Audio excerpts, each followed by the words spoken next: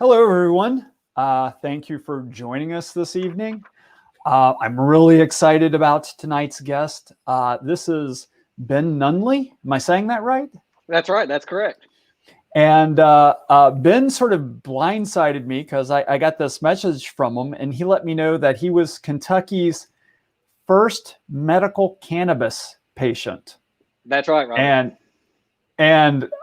So I was enthralled right away, because if you've viewed me very much, you probably know about 1 in every 7 or 8 shows with me has to do with medical cannabis. I'm extremely passionate about this, and I'm interested in getting out different perspectives, different stories, because I feel like there's people out there who aren't behind it simply because they haven't lived it. And I feel like once they live it, they'll get it. And I feel like if they listen to your story or the Cantwell story, and something in it resonates with them, and they share it with one of their friends, and they say, you got to watch up through blah blah blah, and they get their friend excited about it, it'll help people see the damage that we're doing, are allowing our government to do, in insinuating themselves between the patient, the doctor, and what the doctor thinks is best for the patient. And that to me is unconscionable. So while we're going through this tonight, especially if you feel this message will reach someone who needs to hear it, or someone who might empathize a little better if they just hear Ben's story, please do so. If you're part of the choir and you're just enjoying the story, that's great. Enjoy the story. But the way we move the needle is we have to get this message to people who aren't already in the choir. So please please comment, please share. If maybe there's a bit of Ben's story that you can relate to, somebody somebody who's going to trust you. So that's what we're really doing. But they're not going to listen to it at all if I don't be quiet and let Ben get on with his story. So Ben, let's start back. Before that, you became the first legal. What were you treating? What was this about to begin with? Sure, Robert. In 2004, I was diagnosed with a condition called Meniere's disease. With that condition, they don't have a cure for it still. They don't know what causes it. They don't know how to treat it. Well, they sort of know how to treat it. They were initially starting me off with Valium, which is a vestibular suppressant. However, with me taking Valium, I would have to take it on a daily basis to try to keep the vertigo at bay. Meniere's disease causes vertigo and nausea, things of that nature. Yeah. So I was, I was walking around, dizzy half the time. And then when they gave me the Valium, those pills worked great. So they do their job properly. It's just that we're only human. My body would adjust to the amount of Valium I was taking to keep the Meniere's at bay. So I had to take more. Right. And then they had to switch me over to a more powerful medicine, Klonopin, to keep the vestibular nerves at bay and in control. Got ya. So I knew, Robert, if I kept on these pills, that in the long term, it was going to be an early grave for me. I just figured it's going to be bad news. So I wanted to see if there was anything different out there I could try. Right. And I did all kinds of research. I didn't just well, I don't know my drugs real well, but Valium's one of those drugs you don't want to just go off cold turkey, right? Well, I mean, that's what happened to me at one point. It was kind of scary, but I managed to get through it. And with the help of medical cannabis, but we'll get into that. But right. Again, I knew that after a certain amount of time, I would need to do something different. And so I did some research, and it turns out that thousands and thousands of people in the United States, Americans, are using cannabis to treat their Meniere's disease. So I gave it a try, and and I haven't had any problems with it since I started using medical cannabis. Maybe a little bit of small dizziness and spells, but nothing like it used to be where I was falling down all over the place. Right. Can you even drive when you're that way? No, I would have to pull over on the side of the road. Excellent question. And wait for the spell to pass. It was difficult, to say the least. That sounds genuinely dangerous. It is, and it was dangerous. So again, we did some research, and turns out a lot of folks were using cannabis to treat their Meniere's disease. So, I tried it, and it worked beautifully. The problem was the courts of Kentucky did not agree at first, initially, that I could use cannabis to treat my Meniere's disease. Now, what year was this at this point? It was 2014 when the courts of Kentucky, they took my daughter. So this was, oh crap. So this is like after a decade of fighting this disease. That's right. My timeline right? That's so right. You've been fighting. You're correct. Wow. I was taking the Valium and the Clonopin for about 10 years. Yeah, 8 years. I actually went on to cannabis a little before the courts, because I was treating my condition the best way I knew how. Right. And that worked. How did it get to the courts, if you don't mind me asking? Sure, not at all, Robert. It was a family situation, and there was family members that didn't agree with my method of treatment and, raising my children. So it went to the court system, and initially the court system ruled in their favor. It's illegal in Kentucky, so the judge was just trying to, I guess, go by the rule of law. It's a Schedule I narcotic with no medicinal uses, right?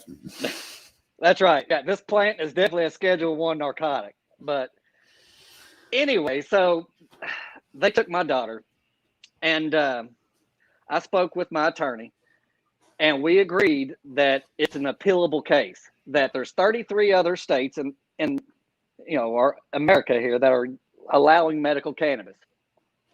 So we went to our district judge, Judge Joe Caslin here in Owensboro, Kentucky, and he agreed that medical cannabis was a better method to treat my condition than these deadly narcotics that I was explaining to the judge. And I had some other key witnesses, like therapists and things of that nature, saying that, yes, cannabis would be a better alternative to Valium or any of the other deadly narcotics that can treat Meniere's disease.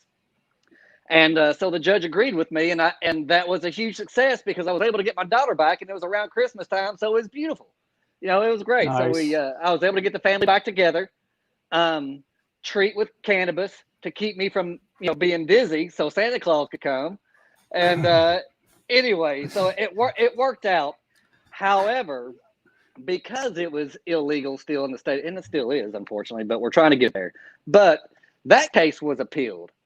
So they appealed the district court judge, and it went back to the family courts. Luckily, Judge Julie Gordon here in Owensboro, Kentucky, she supported the fact that I could treat with medical cannabis over the deadly narcotics. Thank you, Julie.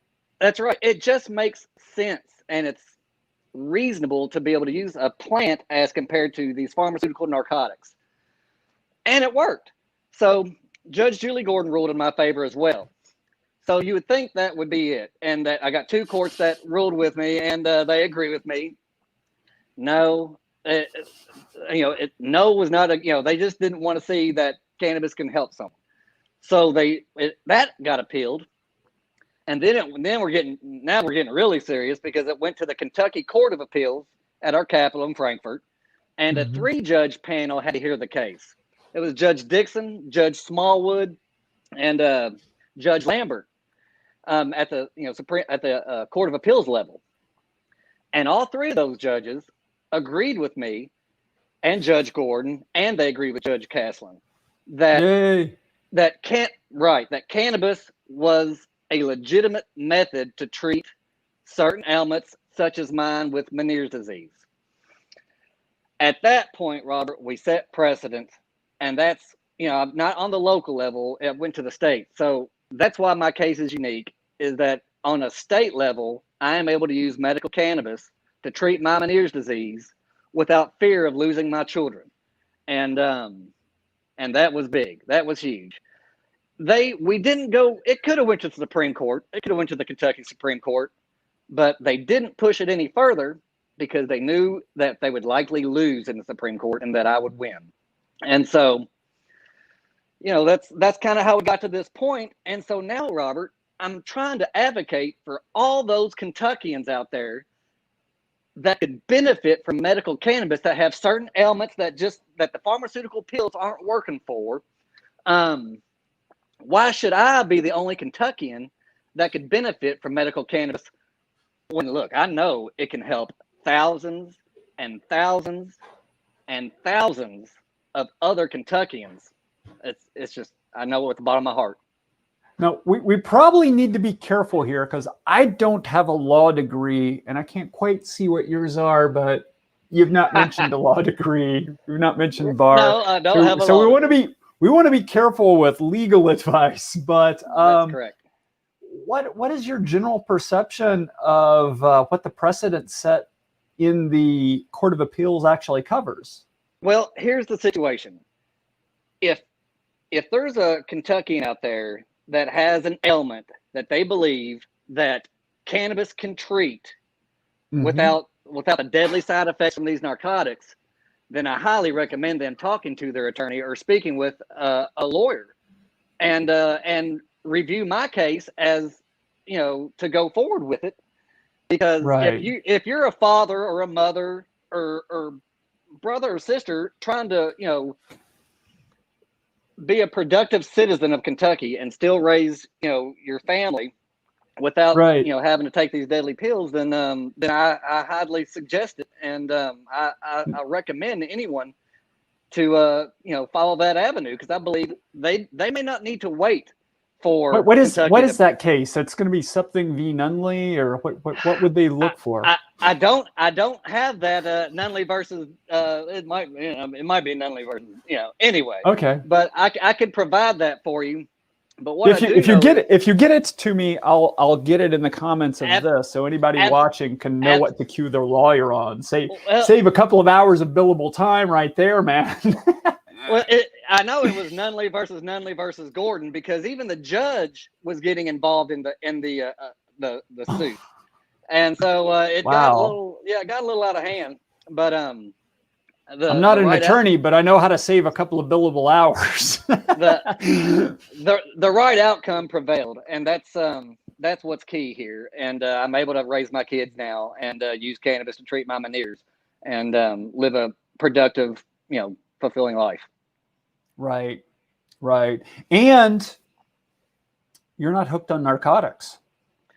That's huge, Robert. I can't tell you how huge that is, because I had an issue with that Valium they were giving me, because I had to keep taking more to keep the vestibular nerves at bay, like I was telling you. Right. I know I'm not the only one that has taken pills like this or these narcotics before.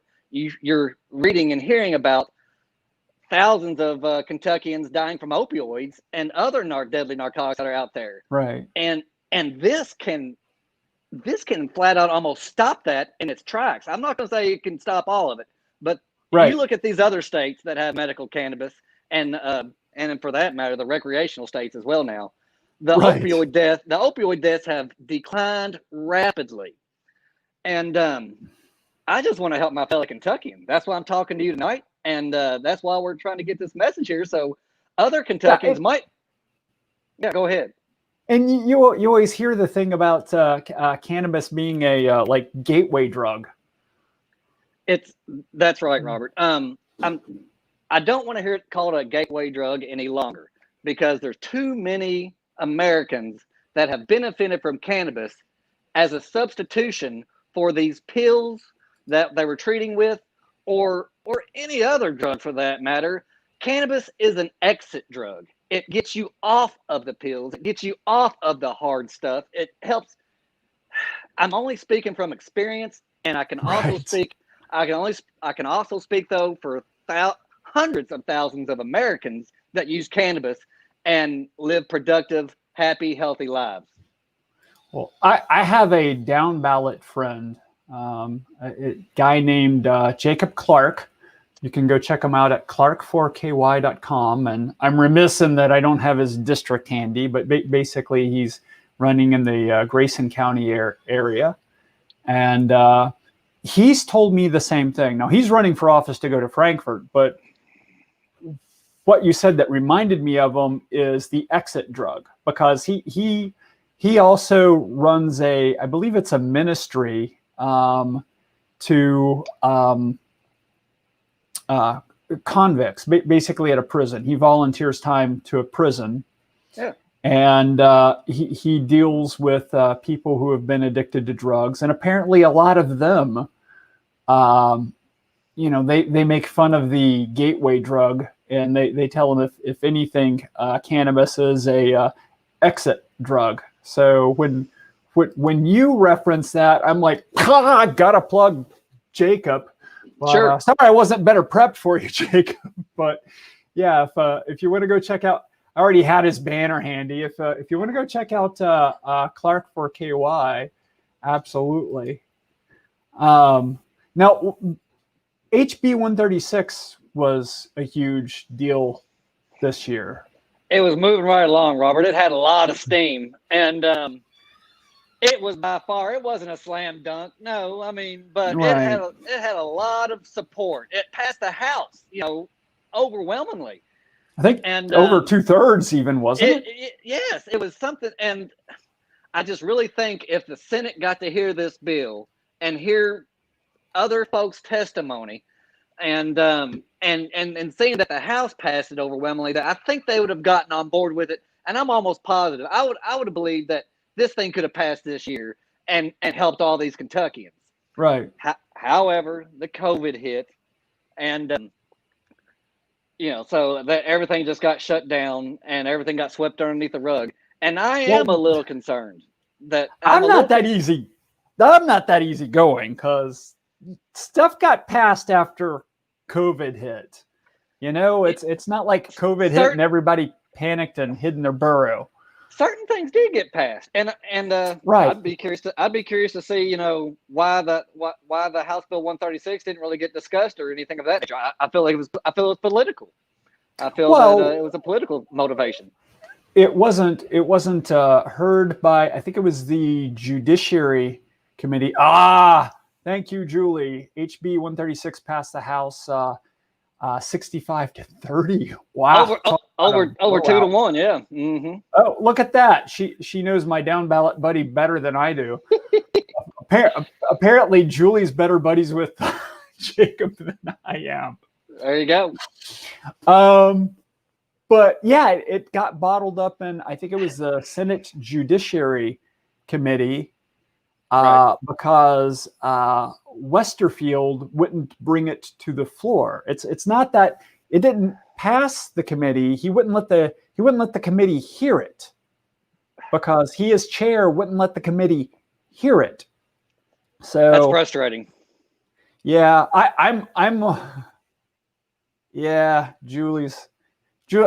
Julie, when it comes to this topic, I just need to take the mic off and give it to you, let you host these things. You got all the info. And that's why she knows Jacob so well. Well, I know there's one vote for Jacob for sure, but I gotta plug another buddy of mine. Oh, tell me I have her. It's Billings. There she is. Amanda Billings, and her Facebook page is Billings 4KY Senate 3. So she's running for district for Senate 3. And I won't take up a lot of time talking about Amanda just because that's not the topic tonight, but Amanda's an awesome person. She's really, really passionate about school choice, which is another huge passion of mine. And she's also, very passionate about medical cannabis and also just passionate about cannabis in general. But she's also in a 2-person race. It's just her and Westerfield. So if you're Republican and you're hearing this message and you're in Senate District 3 and you don't want to vote for Westerfield because you're afraid of getting in a Dem, it's not going to happen. It's not going to happen. You can vote for Amanda. You can get in a Libertarian. And from your perspective, we're going to agree with you on a lot of things, just not, traditional Republican things that have to do with telling people how to live their lives. And if you wanted to vote for Westerfield, you're already there. So why not vote for Amanda? And if you're passionate about it, go out there and support her. Amanda could use your support. Maybe do a little door knocking for her, stuff like that. I've taken us way off. I apologize. Some things, Robert, just take reason, sense, and logic. And if someone wants to choose a simple plant to treat a disease that has known that you can benefit from, rather than these pharmaceutical grade narcotics, any American should be able to make that decision on what they want to choose to treat their ailments. Now, I had another curiosity about that. So you essentially were acquiring a resistance to the Valium. Yeah, that's right. And I'm not a pot smoker. Blatant admission. Sorry, I've never tried it. But anyway, do you not gain a tolerance of cannabis? I suppose after time you could, Robert, but again, you've been honest. Nobody's ever died from marijuana. True. I don't know. Maybe Julie knows the number on how many Americans have died from narcotics, but not one has died from cannabis. And I wanted to make the claim one day on Facebook, so I looked it up, and there are literally more people who die from caffeine than there are who die from THC. You don't die of THC. That's right. And as a libertarian, Rob, you'll probably appreciate this. I don't push cannabis on any one person. If it works for you and it benefits you, then that's great. Right. You don't have to worry about the narcotics that are being pushed on you by the doctors. But if the narcotics are working for you, then I wish you the best of luck on them, and I hope everything works out after you're on them for 15, 20 years. Right. But I don't push cannabis on anyone. I just want to recommend it if it could help. I think it could benefit them as compared to these narcotics that they could be taking. Right. And that's why I'm trying to get my point across out there and talk to the people and talk to Kentuckians. Right. And my passion's just getting government's thumb off the scale. Is cannabis right for you? I have no idea. I don't know. Right. But it's a large, complex world out there. There's a lot of problems to overcome. There's a lot of tools to overcome it with. It's an individual choice. You're right. We've got 7 billion people on the planet who can explore ways of solving problems. Why limit it to a handful in a capital? We're much better off. Government should be about transparency. It shouldn't be about putting their thumb on the scale and pushing whatever agenda and helping big pharma sell stuff or whatever. Right. That's not what we want. We want people to be informed. And interestingly, the best source of information isn't really the government. It's your peers. Government needs to embrace that. They need to work with people on propagating that information transparently instead of pushing an agenda and trying to get what they know is right. Sure. Yeah. You got me on my soapbox. Well, no, and I would agree with that. And one of my concerns about this, back to House Bill 136, they really did put that thing through the meat grinder as far as they look up Iowa's medical cannabis platform. They've had medical cannabis legalized now for about 3 or 4 years, I believe. However, their medical cannabis plan is really going down real fast, down the tubes real fast, because it wasn't brought out properly. They Right. have so many restrictions on this Iowa medical cannabis plan that even patients that would benefit from medical cannabis can't get access to it or safe access to it because the plan is so constricted. There's only very few conditions that qualify for it. To open a medical cannabis dispensary out there, you have to, it's just crazy what these people have to go through. And so I don't want Kentucky to have the same fate as Iowa's medical cannabis plan. As a matter of Right. fact, cannabis in the 33 medical states that do have it, other than Iowa, it's a flourishing business, and it's people getting jobs, working, and paying the bills, and with the restrictions that they're going to put on this, that they had on House Bill 136, hardly anybody's going to get access to their medicine.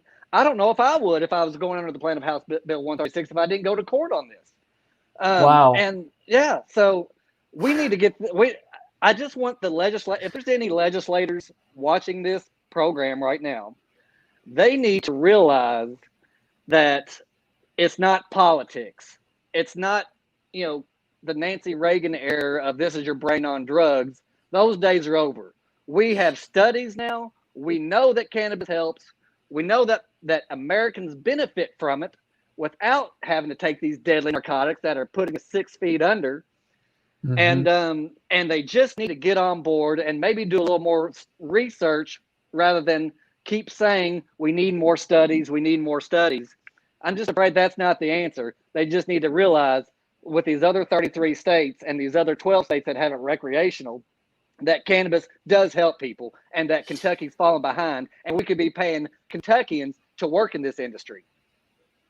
One of the unintended consequences of always manipulating information to try to tell people how to live their lives is at this point, if there's legitimate studies that have legitimate information that a transparent government wants to simply warn you about, if they're simply going, oh, you should know these things, there's going to be so many people who don't trust them.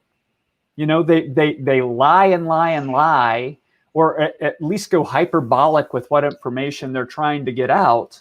And after they do that, when they do have something genuine to communicate, you simply can't trust them anymore. Nobody trusts them.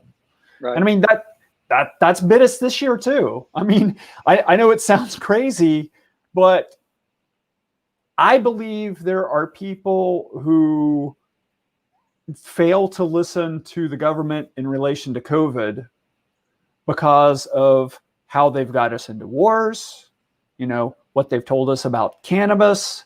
They're always trying to push their agenda and say, live your life like this.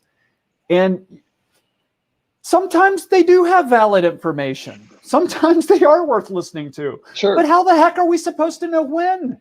That's right. How are we supposed to know? It's really difficult. So more transparency. James, we've got at least one potential legislator chiming in. And I was just on the phone with James. Basically all our state candidates a couple of nights ago. And some of us are definitely promoting the idea of we need to have a non-neutered version of 136. I really like the idea of the Libertarians coming forward with a good bill. Absolutely. And standing for that. And if we can't get that, we'll fall back to 136. But we need a good bill that allows people to help themselves. Well, I just don't want some of these legislators to just keep on falling back on right. People are going to just start smoking pot all day long and eat Cheetos. That's not the case. It's a stigma that is not true. And like I said, I'm probably the healthiest I've ever been, and I'm a productive, Kentuckian working. And all these hundreds of thousands of other Americans that use cannabis in their lives are also productive citizens. I would almost go as far as saying that maybe more productive than some that are using these narcotics or alcohol's fine.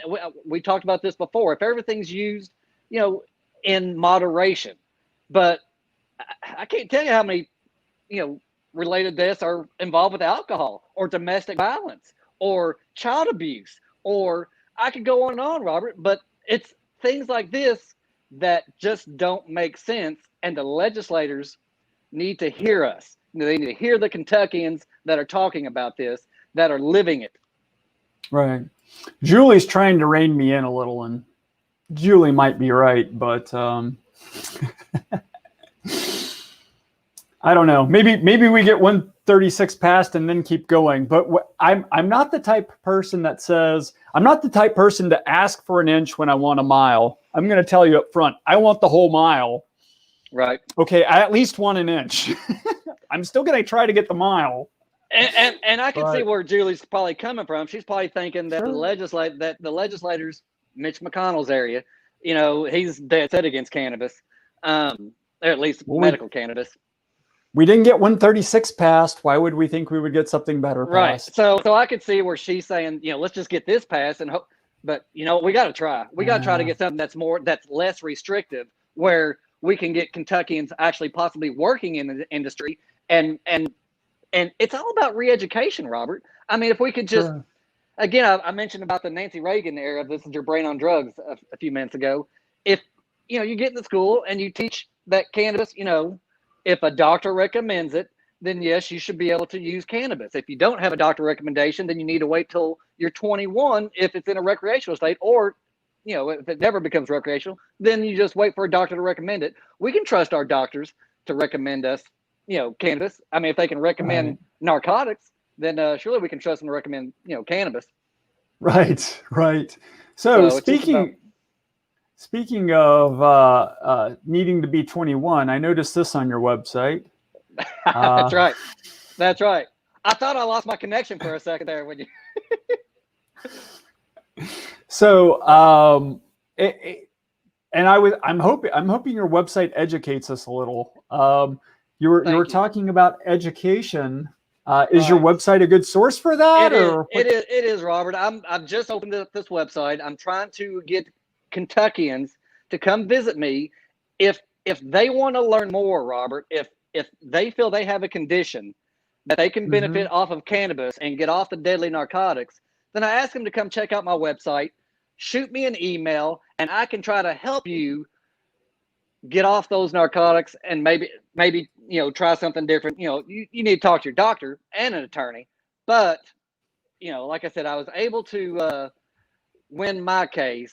And if my case can win in the state of Kentucky, then I have a feeling that there's a lot of other Kentuckians that could, treat with medical cannabis and not wait for the Kentucky legislator to pass a bill. Because with the way things are going right now, Robert, it might not be another 4 years before we have a medical cannabis bill. And I don't know about, I know about me, but I don't know about all these other Kentuckians out there that can benefit from this. But they don't want to wait 4 years, and they shouldn't have to go to the black market to obtain their cannabis. They should be able to get safe access to it. Some of them can't wait 4 years. Some of them can't wait 4 weeks. Some of them might be dead, Robert. Right, and sending them to the illicit market is, that's reckless. That's irresponsible. It's flat irresponsible. It's not sensible. It's not logical, and it's not reasonable. And so, that's all I'm trying to get out is reason and logic and sense. If not, not just tell somebody, no, you got to take these pills until the politicians decide that cannabis can be legalized, where in 33 other states, it's already legal. Medical cannabis is legalized. Now, what's this PZ recipes? Well, the PZ, my attorney, I'll use his name, Frank Brancato, and he'll appreciate that. If anybody wants to contact Frank, I highly recommend it. He'll be able to help you out, I believe. And the PZ, he called me Patient Zero as being the first guy that can use cannabis in Kentucky. So we just kind of did a play on words and called it PZ Cannabis. The recipes on there, for anyone that in the legal state, this is not anything. Or I suppose if you want to use some CBD hemp, you could with these recipes right now. But Okay. and actually, CBD does help some people. But Robert, I'm a fan of the whole plant benefits. I don't think you can just Right. take parts of it. I don't think you can eject some of it out and put it in a pill and take a pill. I think you just have to be able to have the whole plant, have the synergistic effects, and that's how Kentuckians should be able to treat with their cannabis. I've got a few bottles of something in my fridge. It's called Soylent, and yeah, they're playing off the idea of Soylent Green. Right. And what's really interesting to me about Soylent is they claim to be like an entire diet replacement. Like theoretically,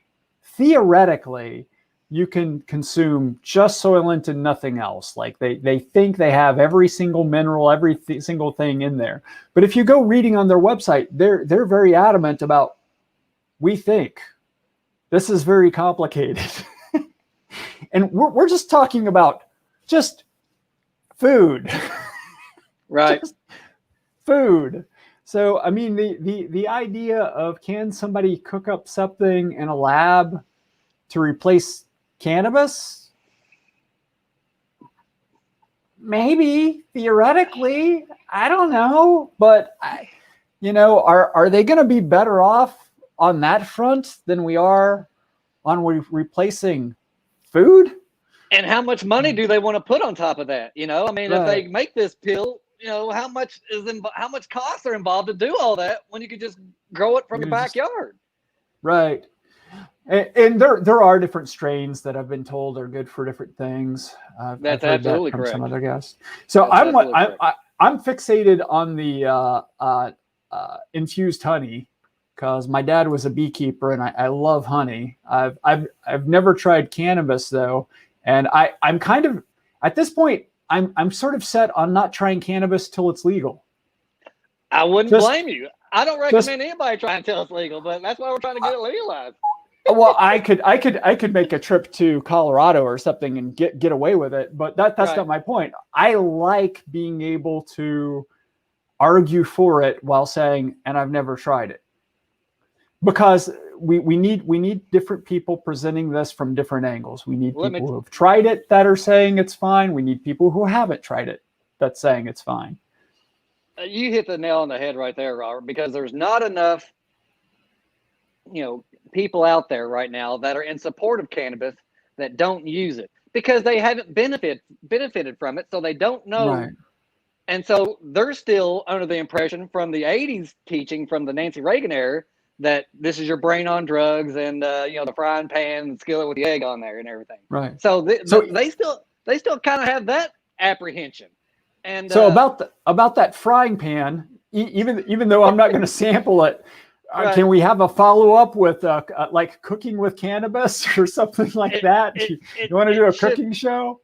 The propaganda was just over the top. And and so unfortunately there's still people out there that are kind of living from the propaganda from the back in the 80s and 90s. And it's time. We're 2020. It's time to get on with it.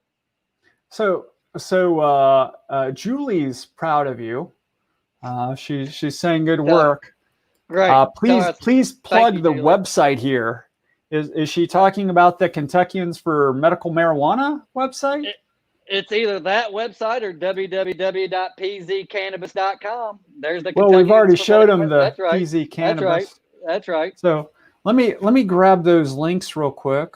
So the PZ Cannabis one. And let me tell you what, that's a real solid group out there, those Kentuckians for Medical Marijuana. I know just about all of them, and they've been beside me in my fight. I worked with Jamie since 2013, 2014.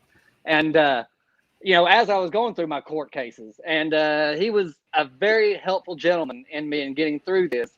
And so, I just want to say thanks to Eric and Jamie and Jaime and Julie and everyone over there. They've been very beneficial, and hopefully we can just keep this movement going. And we need to get a stronger bill than House Bill 136 passed, but we'll take it.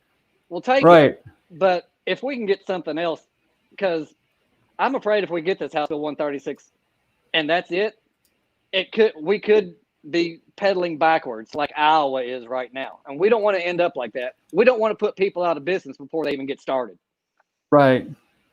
So I'm gonna make one more plug. Sorry, I'm doing so many tonight. But guys, I have a perry4ky.com/candidates. And if you go there, you will see the Libertarian Party's candidates in Kentucky. I don't think there is such a thing as a libertarian that doesn't support medical marijuana. The party in general has been for ending the war on drugs since basically when it began in 1971. So you're not going to get more sincere allies than us. And we have 3 or 4 races this year where it's a 2-person race. I believe James, who's viewing, I think he's in a 2-person race. James will absolutely not let you down on medical cannabis. Jacob Clark, I believe, is in a 2-person race. Jacob will not let you down. Amanda, we talked about, will not let you down. I believe Randall Daniel in Bullitt County is in a 2-person race. He absolutely will not let you down. And if you send me to Washington, I will absolutely not vote against laws that make sure our federal banks do business with dispensaries like the incumbents did. And of course, I'll fight my butt off to get it descheduled. And if you vote for Jo Jorgensen as president, you know, she'll deschedule it like that. That's jo20.com. I said one more, but it's always one more with me, isn't it? Sorry. And I think she might be our best option at president. Absolutely. I'm a huge fan. She's been a successful business owner, like not started off with a bunch of money and bludgeoned people into business, but you know, she's worked with people to build businesses. She has her PhD in psychology. She's senior lecturer at Clemson, and she's been part of the Liberty movement since I believe the early 80s. She was actually our VP candidate in 96. So this lady's been around for a long time, and she means it. So I'm quite the fan of Jo Jorgensen. So that's jo20.com. So yeah, check her out. Check out the Kentucky candidates at perry4ky.com/candidates.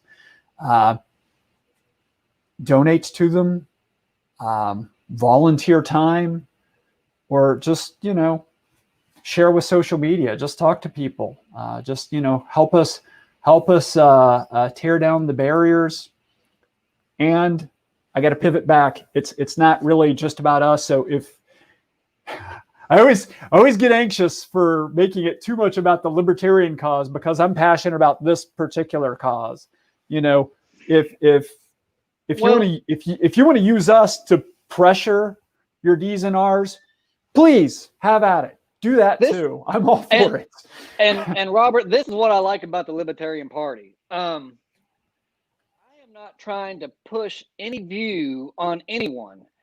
Every one of us Americans have our own way. We can think for ourselves. We can come to our own conclusions, and we can make logical decisions. Mm-hmm. And so some of the other parties try to push values, and I'm just saying your value may not be mine. I mean, as long as I'm not hurting any other human being, I'm trying to be a responsible adult. Right. But I come to my own conclusions about what is right and what is wrong. And that doesn't necessarily mean that they're going to coincide with your conclusions about what is right and what is wrong. But as long as live and let live, we don't hurt anyone, and you're within your bounds. Anyone should be able to treat anything with what they want to treat with, as long as a doctor is okay with it as well. I'm really excited to get you to one of our meetings and get you signed up to run for something, man. That's perfect. I gotta see this book you were showing me earlier. Oh, the law. Yeah. I'll pimp the law. There you go. I gotta get a hold of that. Yeah. Well, I got a whole stack of them. So if there's an event that you know I'm going to, You might want to ping me before to make sure I bring a bunch of them, but I usually got a dozen or so with me. We'll save one for me. Absolutely. And I hand those out for free. I've been handing those out for free for years. And the beautiful thing is, really, you just got to read like the first 3 or 4 pages and you'll get it. It's super easy. But we'll call it a night so we can get back. I find if the videos get to be about 3 hours long, people stop digging into them. So we better get off here. Ben, thank you so much. Thank you, Robert. The only thing I said I was wanting to get across is that as long as we can speak with reason and sensible talk, if the legislators are out there listening, let's just try to be reasonable about this. And that's all. Thank you, Robert. Thank you, Ben. And I would appreciate it if everyone out there could get this message to everyone you can. It's really important. There's a lot of people who are counting on you to get the help they need. It saved my life, Robert. Yeah, absolutely. You could save Ben. Thanks. Have a good evening. Yep.